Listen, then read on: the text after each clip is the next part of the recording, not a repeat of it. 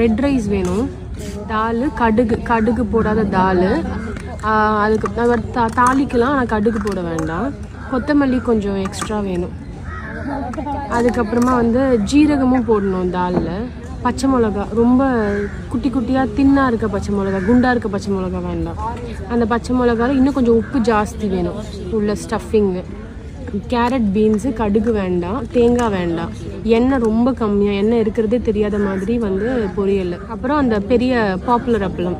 சாப்பாடு போட்டு அதுலேயே பிசைஞ்சிட சொல்லு, எனக்கு தனித்தனியாக கொடுக்காதீங்க, பிசைஞ்சிட சொல்லி நிறைய வேணும், ரசம் மாதிரி தால் வேணும், பிசைஞ்சிடுங்க.